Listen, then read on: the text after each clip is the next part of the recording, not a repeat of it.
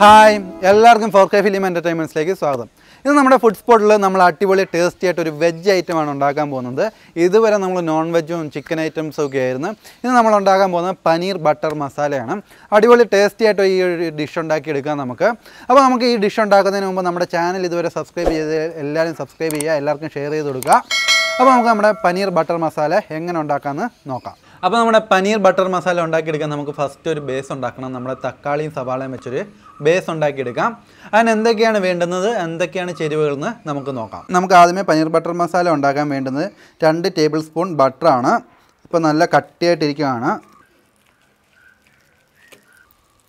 ഇപ്പോൾ നമ്മുടെ ബട്ടർ ഒന്ന് നല്ലോണം ഒന്ന് ഉരുകി വരട്ടെ. ബട്ടർ നല്ലോണം ഉരി വന്നിട്ടുണ്ട്. അതിനകത്തോട്ട് നമുക്ക് കുറച്ച് കാഷ്യൂനട്ട് ഇട്ട് കൊടുക്കാം. കശുവണ്ടി ഇട്ടിട്ട് നല്ലോണം ഒന്ന് നമുക്ക് മിക്സ് ചെയ്തെടുക്കണം. കശുവണ്ടി നല്ലോണം നമ്മൾ ഒന്ന് മൂപ്പിച്ചെടുത്തിട്ടുണ്ട്.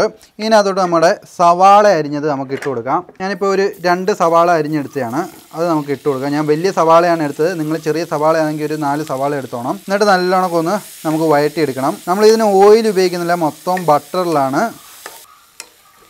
ഉള്ളി നല്ലോണം വഴറ്റിയെടുക്കാനെ കൊണ്ട് കുറച്ച് ഉപ്പും കൂടി ഇട്ട് കൊടുക്കാം. ഒരു 1/2 ടീസ്പൂൺ ഉപ്പും കൂടി ഇട്ട് കൊടുത്തിട്ട് നല്ലോണം ഒന്ന് ഇളക്കണം. അപ്പോൾ നമ്മുടെ ഉള്ളി നല്ലോണം നമുക്ക് വഴറ്റിയെടുക്കാം. അപ്പോൾ അടുത്തതായിട്ട് നമ്മുടെ ഇഞ്ചിയും പൂണ്ടും കൂടി അരച്ചതാണിത്. ഇത് 1 ടേബിൾ സ്പൂൺ നമുക്ക് ഇട്ട് കൊടുക്കാം. ഇട്ടിട്ട് നല്ലോണം നമുക്കൊന്ന് ഇളക്കണം. അടുത്തതായിട്ട് നമുക്ക് നമ്മുടെ തക്കാളി ഉണ്ടല്ലോ, ഒരു 4 തക്കാളി എടുത്ത് അരിഞ്ഞതാണ്. 4 തക്കാളി അരിഞ്ഞത് നമ്മുടെ ഇതിനകത്തോട്ട് ഇട്ട് കൊടുക്കാം. നമ്മുടെ ബേസ് എന്ന് പറയുന്നത് തക്കാളിയും സവാളയും കൂടിയാണ്. എന്നിട്ട് നല്ലോണം ഒന്ന് ഇളക്കണം. അപ്പോൾ നമ്മുടെ തക്കാളിയും സവാളയും നല്ലോണം നമ്മൾ വഴറ്റിയെടുത്ത്, അപ്പോൾ ഇത് നമുക്ക് നല്ലോണം ഒന്ന് വാങ്ങി വെച്ച് തണുത്തിട്ട് മിക്സിയിൽ കൊണ്ടിട്ട് അടിച്ച് കലക്കി എടുക്കണം. നല്ലൊരു പേസ്റ്റ് രൂപത്തിലാക്കി എടുക്കണം. പനീർ മസാലയ്ക്കുള്ള ബേസ് നമ്മൾ അരച്ചെടുത്തിട്ടുണ്ട്. നല്ല കുറുകുറാന്ന് നല്ലോണം പേസ്റ്റ് കണക്ക് നമ്മൾ അരച്ചെടുത്തിട്ടുണ്ട്. ഇനിയിപ്പോൾ നമുക്ക് പനീർ മസാല ഉണ്ടാക്കാം. പനീർ മസാല ഉണ്ടാക്കാൻ നമുക്ക് ആദ്യമേ ബട്ടർ ഇട്ട് കൊടുക്കാം. നമ്മുടെ രണ്ടാമത്തെ സ്റ്റെപ്പാണ്. ബട്ടർ നല്ലോണം ഒന്ന് ഉരുകി വരട്ടെ. ഇപ്പോൾ നമ്മൾ എടുത്തേക്കുന്നത് വെച്ച് കഴിഞ്ഞാൽ ഒരു പട്ട എടുത്തിട്ടുണ്ട്, ഒരു ഏലക്ക എടുത്തിട്ടുണ്ട്, ഒരു സ്റ്റാർ അനീസ് എടുത്തിട്ടുണ്ട്. ഇത് ഇത്രയും കൂടി നമുക്ക് ഇതിനകത്തോട്ട് ഇട്ടൊന്ന് വറുത്തെടുക്കാം.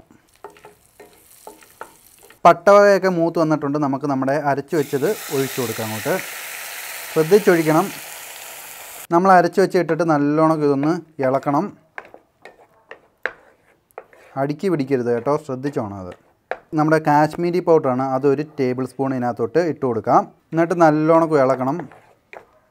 നമ്മൾ കാശ്മീരി ചില്ലി പൗഡർ ഇട്ടിട്ട് നമുക്കൊരു 1/4 സ്പൂണ് പഞ്ചസാര ഇതിനകത്തോട്ട് ഇട്ട് കൊടുക്കാം. നമ്മുടെ ആ തക്കാളിയുടെയൊക്കെ പുളി കൂടുതലായതുകൊണ്ടാണ്. നല്ലോണം ഒന്ന് മിക്സ് ചെയ്തെടുക്കാം.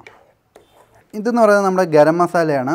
അതൊരു ചെറിയ ടീസ്പൂൺ ഇട്ട് കൊടുക്കാം. നമുക്ക് 1 ടീസ്പൂൺ എടുത്തോ, നല്ലൊരു ടേസ്റ്റിന് വേണ്ടിയിട്ടാണ്. എന്നിട്ട് നല്ലോണം ഒന്നുകൂടി മിക്സ് ചെയ്യണം.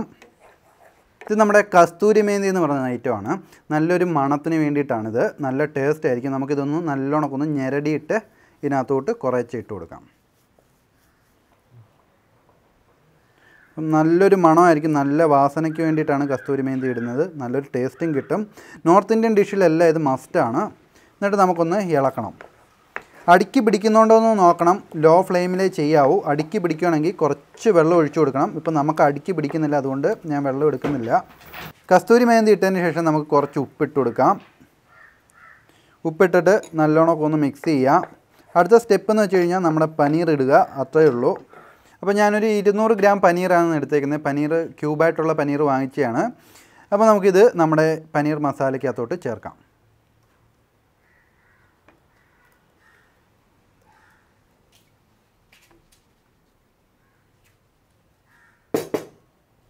എന്നിട്ട് ജസ്റ്റ് ഒന്ന് ഇളക്കണം. ഉടയ്ക്കരുത്. പനീർ വലിയ കട്ടിയില്ലാത്ത സംഗതിയാണിത്. അപ്പം നല്ലോണം നമ്മുടെ പനീർ മിക്സ് ചെയ്തെടുക്കണം. ഇനി കുറച്ച് ക്രീം നമുക്ക് ഇതിനകത്തോട്ട് ഒഴിച്ചു കൊടുക്കാം. കുറച്ചെടുത്താൽ മതി. ഞാനിപ്പോൾ ഫ്രിഡ്ജിൽ വെച്ചതിൻ്റെ കട്ടിയായതാണ്. ക്രീം ഇട്ടതിന് ശേഷം ഒന്നുകൂടി ഒന്ന് മിക്സ് ചെയ്യുക. അപ്പോൾ നമുക്ക് നല്ല കുറുകുറാന്ന് നമ്മുടെ പനീർ മസാല കിട്ടും. എന്നിട്ട് ഇനിയിപ്പോൾ നമുക്കിതങ്ങ് വാങ്ങിയേക്കാം.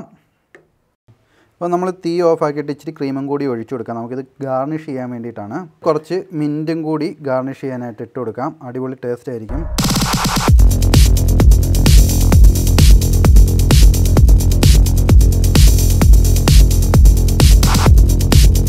അപ്പോൾ നമ്മുടെ പനീർ ബട്ടർ മസാല അടിപൊളിയായിട്ട് നമ്മൾ കുക്ക് ചെയ്തെടുത്തേക്കാണ്. നമുക്കിതൊന്ന് ടേസ്റ്റ് ചെയ്ത് നോക്കാം എങ്ങനെ ഉണ്ടെന്ന്. ഈ പനീർ ബട്ടർ മസാല സാധാരണഗതി നമ്മുടെ ഇവിടെ യൂസ് ചെയ്യുന്ന ചപ്പാത്തിയുടെ കൂടെ പൊറോട്ടയുടെ ഒക്കെ കൂടെ അടിപൊളിയായിട്ട് യൂസ് ചെയ്യാൻ പറ്റുന്ന ഒരു ഐറ്റമാണ്. നല്ല ടേസ്റ്റാണ്. നമുക്കിതൊന്ന് ടേസ്റ്റ് ചെയ്ത് നോക്കാം. കണ്ടോ, അടിപൊളിയായിട്ട് വന്നിട്ടുണ്ട്.